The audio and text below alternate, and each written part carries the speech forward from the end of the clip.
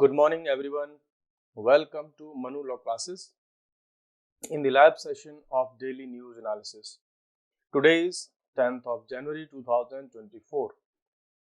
My name is Naresh Sharma. I welcome all of you. Now, let's start with some most important news which can be relevant for your examination. Let's start with the first. What is the context? Context is toward the first news, that is world heritage committee. ये अभी news में है. World heritage committee क्या है इसका context? India is set to take the reins as the chair of UNESCO world heritage committee for very first time. India जो है इस बार यूनेस्को की वर्ल्ड हेरिटेज कमेटी का चेयरमैन बन रहा है, वो भी first time in the history. Okay, so this committee becomes relevant for your examination. You know, whenever there is event which makes something different in the history, then it becomes important for your examination.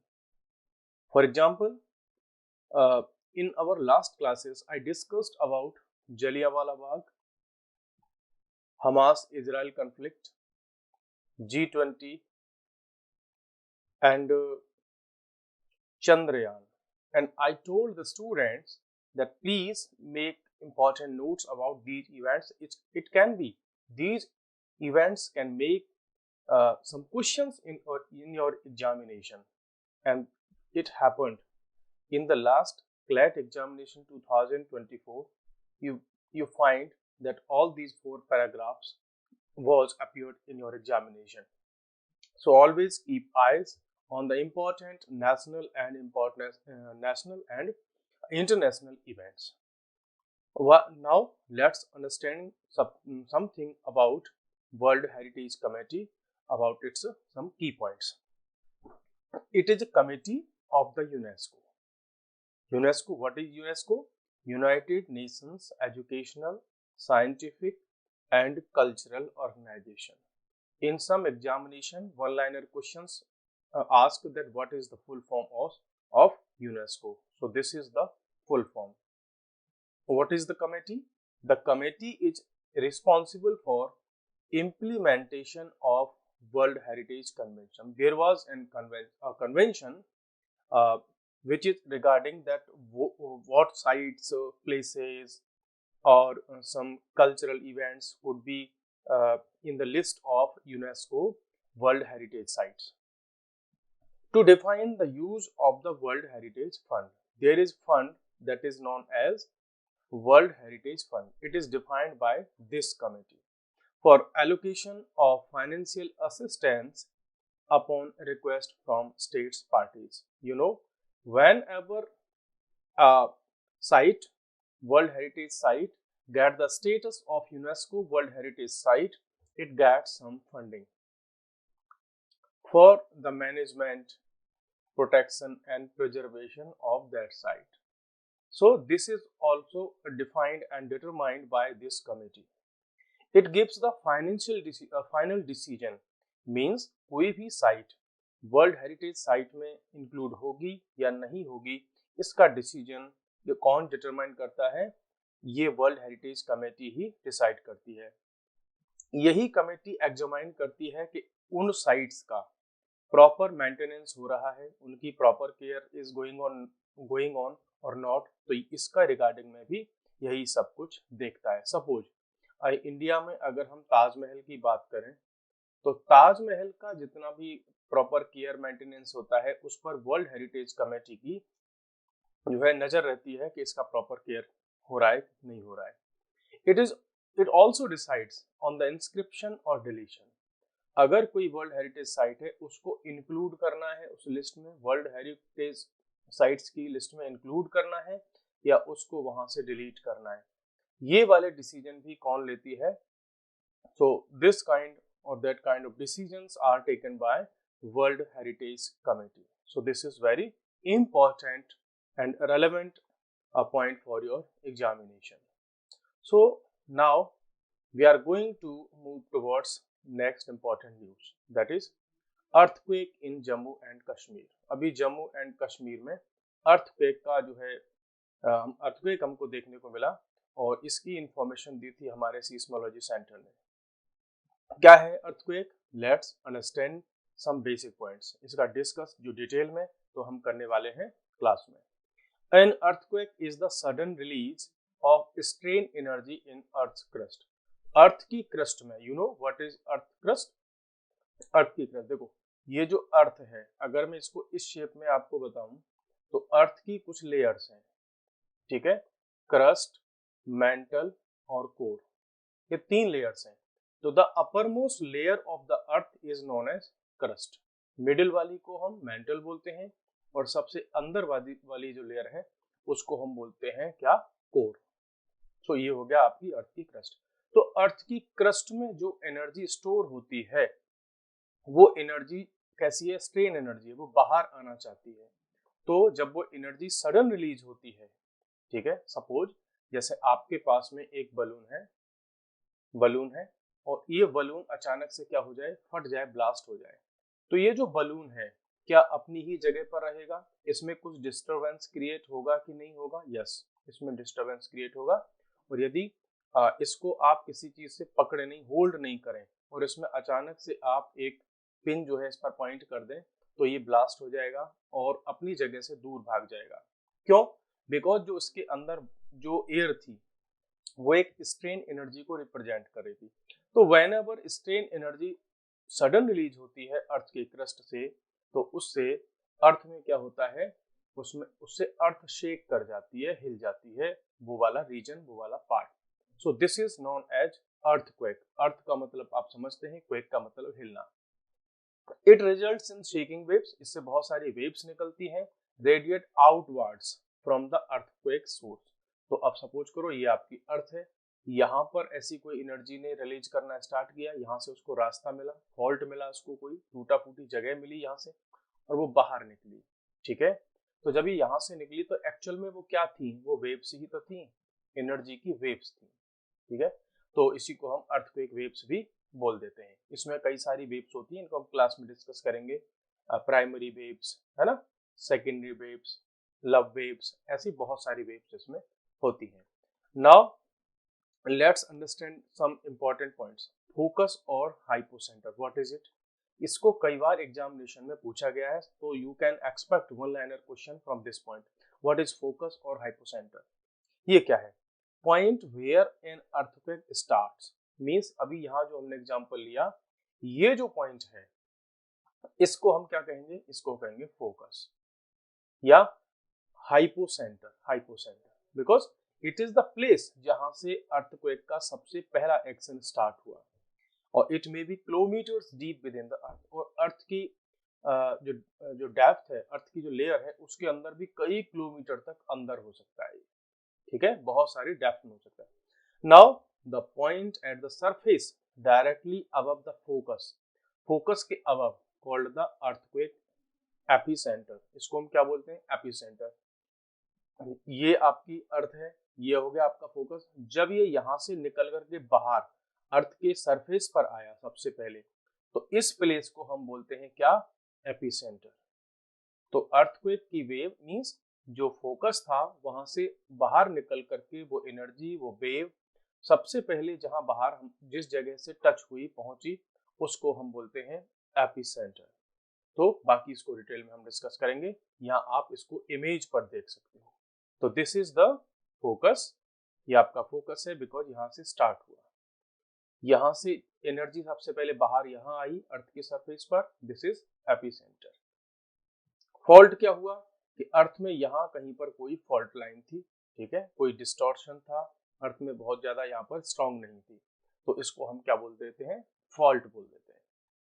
Now ये वाली जो report है कि earthquake कहाँ पर कितने magnitude का आया, क्या उसका लेवल था, कितनी उसकी इंटेंसिटी थी, तो all these kind of information are provided by national centre for seismology. Indian government का ये एक सेंटर है, ये इस प्रकार की सारी डिटेल्स प्रोवाइड करता है। NCS is the nodal agency of the government of India, ठीक है? क्या इसका मेन वर्क है? Monitoring of earthquake activities. Earthquake जहां कहीं भी ऑल ओवर इंडिया आएगा उसको मॉनिटर करता है ये अपने डिफरेंट सेंटर्स और अपनी टेक्निकल इक्विपमेंट्स के हेल्प से। It conducts seismological research in the country, और सीस्मोलॉजी से रिलेटेड सारे के सारे रिसर्च कौन करता है? ये रिसर्च करता है national centre for seismology. Now you can answer me in the comments that what is seismology. ये सीस्मोलॉजी क्या होती है, आप मुझे कमेंट में बताएं। It is an attached office of ministry of earth sciences. देखो इस टाइप के क्वेश्चंस कई बार पूछ लिए जाते हैं, तो वो यहाँ पर आपको कंफ्यूज कर सकता है कि ये जो नेशनल सेंटर फॉर सीस्मोलॉजी है क्या वो ministry of science and technology का पार्ट है? नहीं, ये है मिनिस्ट्री ऑफ अर्थ साइंसेज का। So keep it in your mind. Now we are going to one more important news, that is Chandubi festival.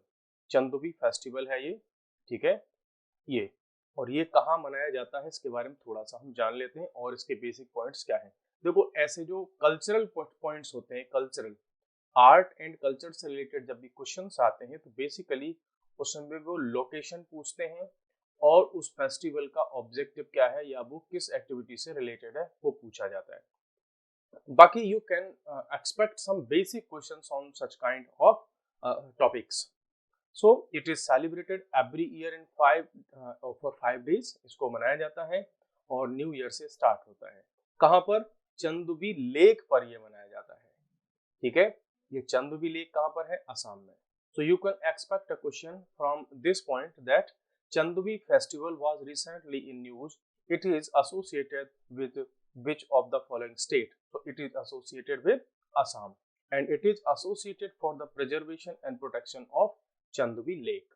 इसका मेन अट्रैक्शन क्या है? लोकल फोक, इनका कल्चर हो गया, उनके एथनिक कुजीन हो गए, जहाँ उसका फूड जो है, लोकल हैंडलूम्स हो गया, ड्रेसेस हो गई, बोटिंग हो गई, एटसेट्रा हो गया, ठीक है। ये इसका मेजर एम क्या है? What is the major aim of Chandubi festival? तो it is to promote eco tourism. Eco tourism को हम इसके थ्रू क्या करना चाहते हैं? प्रमोट करना चाहते हैं, जो कि बायोडाइवर्सिटी हॉटस्पॉट कहाँ पर है? असम में, वहां पर। नाउ आप मुझे बताइए कि असम वाला जो रीजन है ना, बहुत इंपॉर्टेंट क्वेश्चन पूछ रहा हूँ, कल ही बताया था आपको, डिस्कस किया था। बायोडाइवर्सिटी हॉटस्पॉट ऑफ असम, ये इंडिया के 4 टोटल क्या है? इंडिया में टोटल 4 जो है 4 बायोडाइवर्सिटी हॉटस्पॉट्स हैं। आपको ध्यान आ रहा है? टोटल वर्ल्ड में कितने हैं? 36, उसमें से 4 कहाँ हैं? इंडिया में है। इन 4 में से एक इस असम वाले रीजन को कवर करता है। तो now tell me what is the name of this biodiversity hotspot in India. आप बताइए एक बार कमेंट में। Now we are going to next news and understand कर सकते हैं कि व्हाट इज इको टूरिज्म। तो इको टूरिज्म वो होता है जो इको फ्रेंडली होता है और वहां पर हम नेचर की ब्यूटी वगैरह इस सबको देखने के लिए जाते हैं, जैसे माउंटेन ट्रैकिंग हो गया, है ना, उसमें एनवायरनमेंट के लिए कुछ अवेयरनेस के प्रोग्राम्स हो गए, है ना, लेक्स में बोटिंग हो गई, वो सारी activities. Now next news is Maldives. You know Maldives and India now both are having a controversy. तो मालदीव के बारे में थोड़ा सा जान लेते हैं, क्योंकि अभी रिसेंटली क्या हुआ कि some ministers of the Maldivian government commented against India and Indian honourable prime minister Narendra Modi. These comments were some kind offensive. You know, जो मालदीव की इकोनॉमी है वो most of the times India के जो टूरिस्ट हैं उनके बेसिस पर चलती है, ठीक है। तो मालदीव को इससे बड़ा लॉस होने वाला है, ठीक है। इन्होंने इनके जो मिनिस्टर्स हैं उन्होंने जब ऐसे कमेंट किए तो इंडियन पॉपुलेशन में, इंडियन मीडिया में मालदीव के अगेंस्ट में एक वेव जैसी आ गई, ठीक है। तो मालदीव की गवर्नमेंट ने क्या किया, उनको समझ में आ गया, 2 ही दिन में घुटनों पर आ गया। मालदीव की गवर्नमेंट जो स्टार्टिंग में बहुत ज्यादा बूम पर थी, उनको लग रहा था कि नहीं इंडिया से हमें कोई मतलब नहीं है, क्योंकि वो टर्की और चाइना की गोद में जाकर के बैठना चाह रहा है, उनके इशारों पर नाच रहा है, क्योंकि वो दोनों किसके मित्र हैं? वो means Turkey and China both are friends of Pakistan and Pakistan is the enemy of India.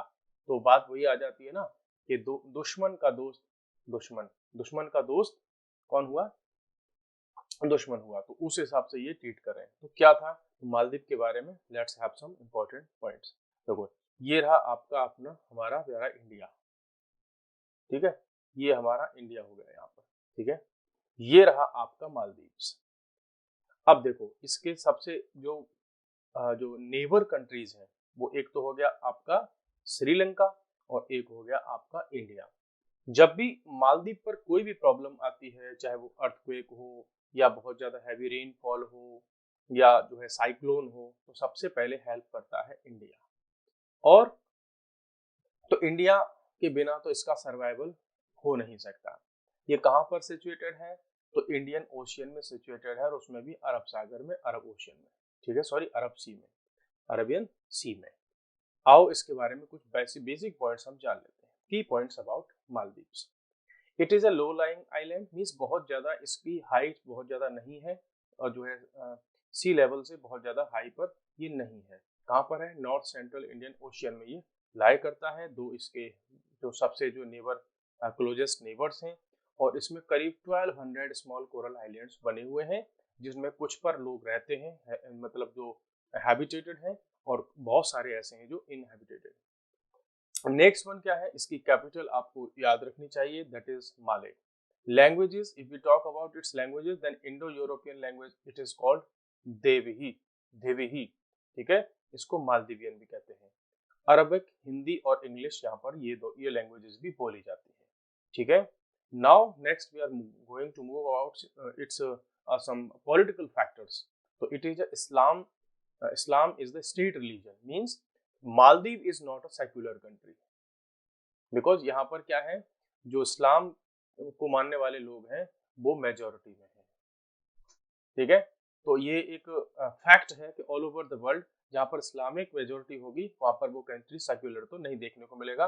आप पूरे के पूरे वेस्ट एशिया में जा सकते हैं, चाहे वो आपको ईरान हो, इराक हो, सऊदी अरबिया हो, ओमान हो, आपका कतर हो, बहरीन हो, है ना, यमन हो, सीरिया हो, या आपका इजिप्ट हो, पाकिस्तान हो, अफगानिस्तान हो, तो ये वहां पर कोई भी जो है सेक्युलर कंट्री नहीं है। तो इससे आप आइडिया लगा लीजिए, कई बार ऐसा क्वेश्चन फ्रेम कर सकते हैं वो कि which one of the following country is a secular, means constitution उसका सेक्युलर है, तो इसका नहीं है। इकोनॉमी की अगर हम बात करें तो इसकी सारी की सारी इकोनॉमी रिवॉल्व करती है टूरिज्म के अराउंड में, और इसमें भी सबसे ज्यादा टूरिस्ट जाते हैं इंडिया से। If we talk about its constitutional framework, तो मालदीव का जो कॉन्स्टिट्यूशन है 2008 में स्टार्ट हुआ, जो बनकर के रेडी हुआ, और यहाँ का जो प्रेसिडेंट होता है वो head of the state and head of the government होता है, दोनों का ही। जबकि इंडिया में हेड ऑफ द स्टेट कौन होता है, प्रेसिडेंट होता है, हेड ऑफ द गवर्नमेंट कौन होता है, प्राइम मिनिस्टर।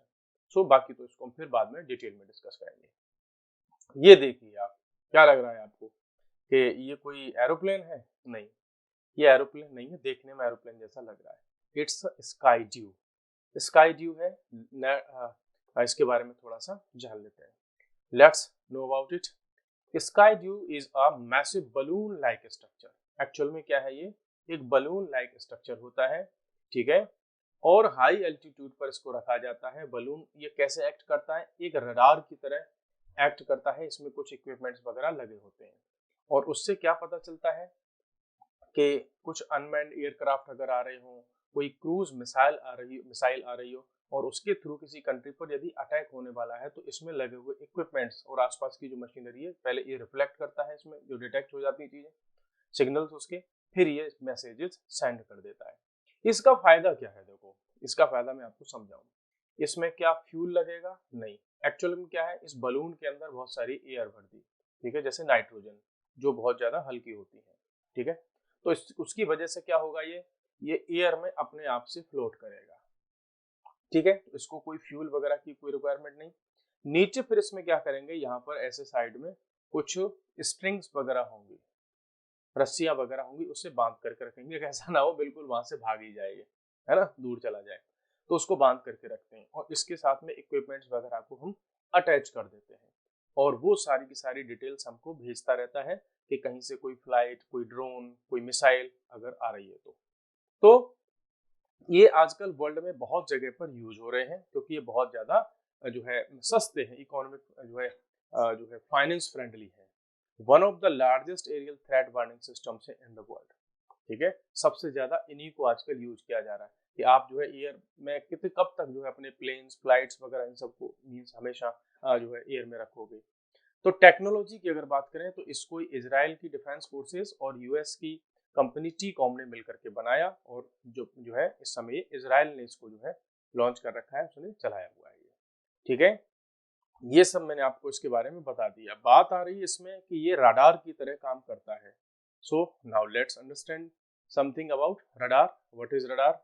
देखो ये इस टाइप के कुछ रडार होते हैं, है ना।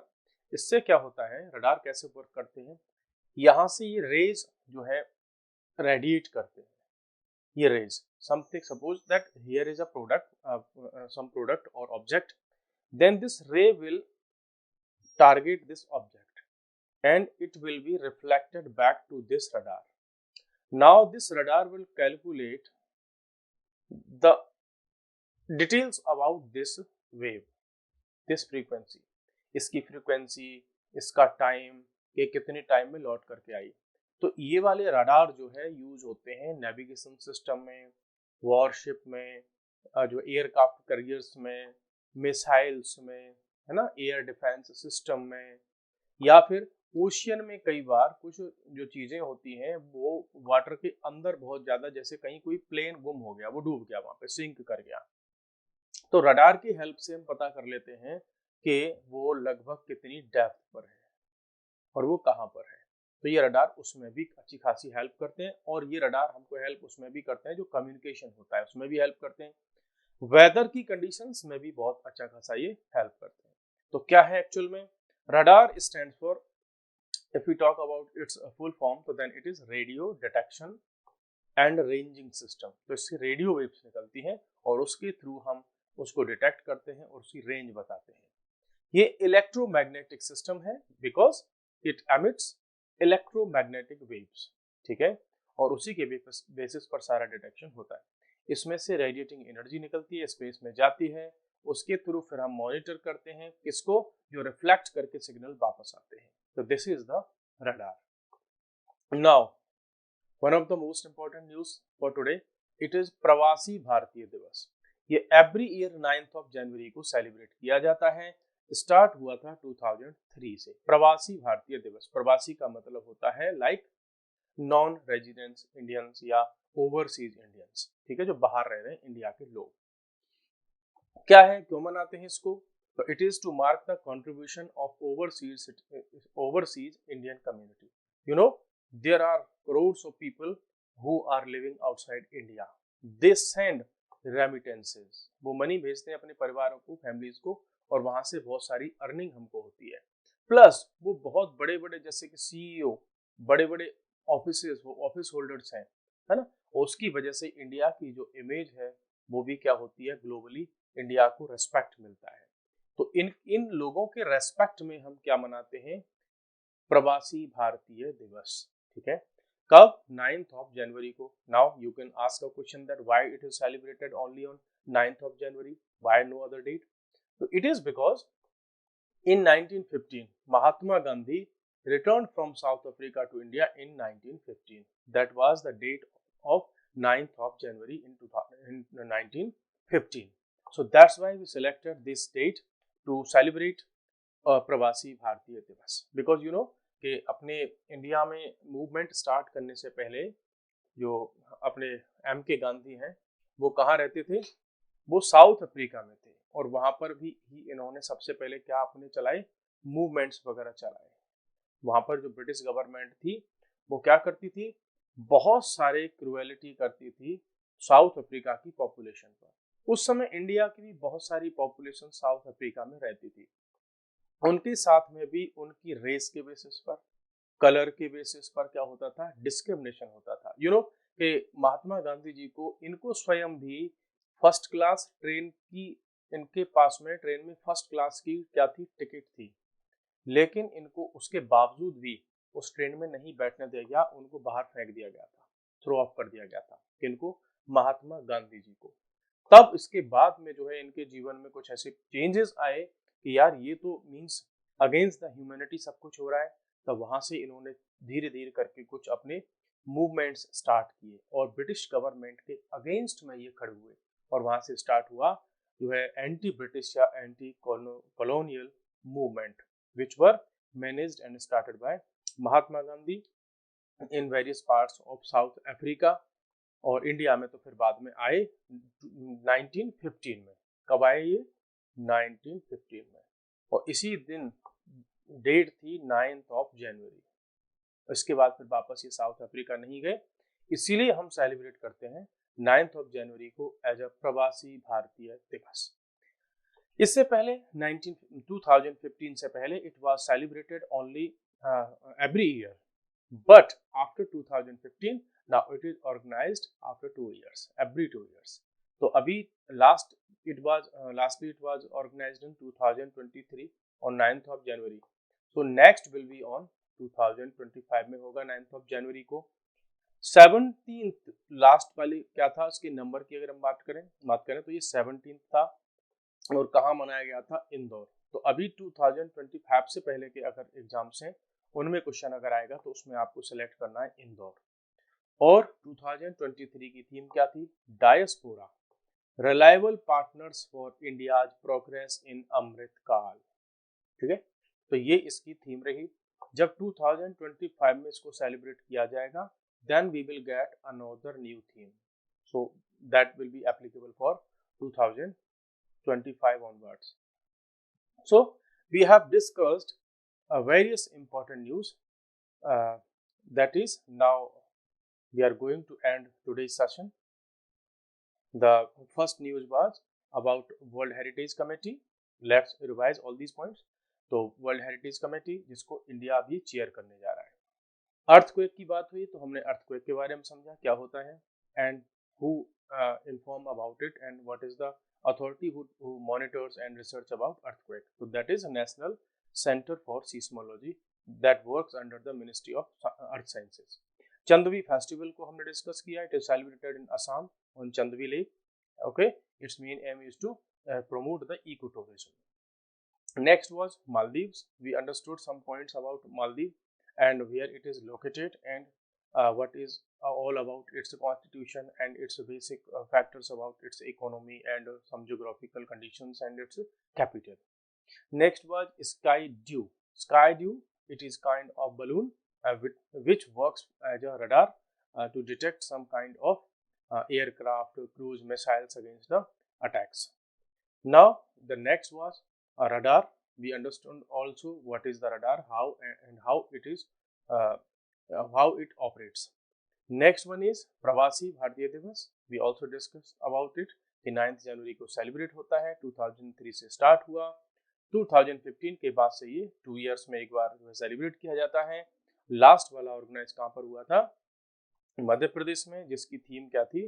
Diaspora, reliable partners for India's progress in Amrit Kaal. तो ये न्यूज हमने डिस्कस की और ये सारी की सारी आपके लिए एग्जाम के लिए रेलेवेंट हैं और इसके साथ में हमने बहुत सारे other factors, important points, concepts को भी डिस्कस किया। तो आई होप कि आप अपने साथ में एक पेन पेपर वगैरह लेकर के बैठे होंगे और आपने इन सारे पॉइंट्स को नोट भी किया होगा। So we are going to end this session. Thank you. Bye-bye. Take care.